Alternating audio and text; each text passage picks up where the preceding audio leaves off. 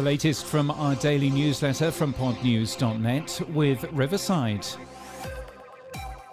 Acast has launched the Acast Ads Academy, 2 courses to gain certification on how podcast advertising works.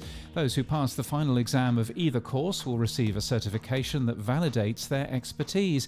The company hopes to train thousands in its first year. Chartable is going away. We know, you've heard this before, but this time it's going away for Megaphone customers who still have access to it.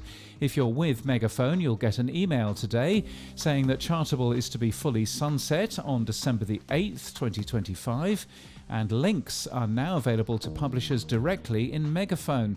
But if you're still using Chartable Smart Links, you will need to remove those.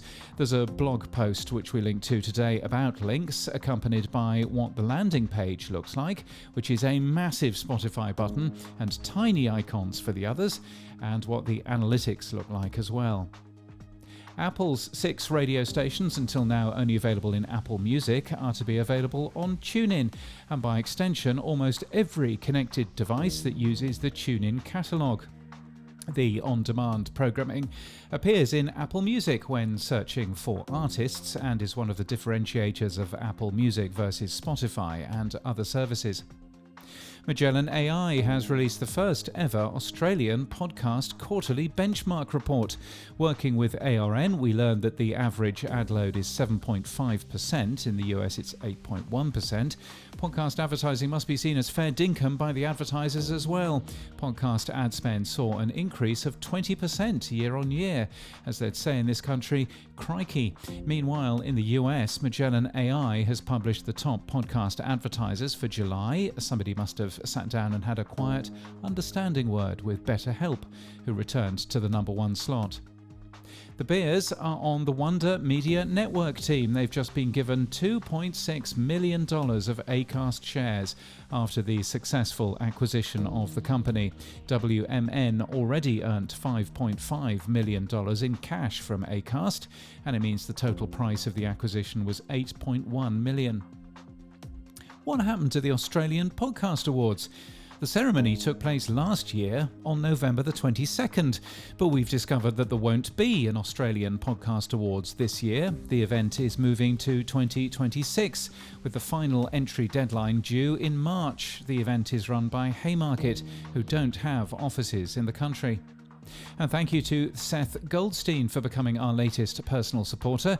A supporter of open source tools and the host of Entrepreneur's Enigma, he's a good person to follow on the Fediverse and a supporter of Pod News, paying for it so we can continue to bring all of our coverage for free to everybody. You can support us at podnews.net/support. In People News, Becca James has been announced as managing editor of Good Tape magazine. She joins from the AV Club, Thrillist, Vulture and others. And in podcast news, The Tosh Show has officially signed a 2-year deal with Libsyn. Moving from iHeart, Daniel Tosh made a big announcement on the show, suggesting that Libsyn wanted no guests and a new host, before wondering whether he'd pronounced the word Libsyn correctly. He did. And what if you won a free month on the most prominent billboard in your city? What would it say? Shop Talk brings you candid conversations on business, branding and the art of standing out. From marketing strategies to creative storytelling, the show dives into what it really takes to grow in today's world. And this podcast is sponsored by Riverside's Co-Creator. Meet Co-Creator by Riverside. Churn one recording into clips, captions, show notes and posts all instantly. It's AI that understands your content and markets it for you. Create once, publish everywhere. Try Riverside today. There's a link in the show notes, and that's the latest from our newsletter. To read all the stories and subscribe for free, we're at podnews.net.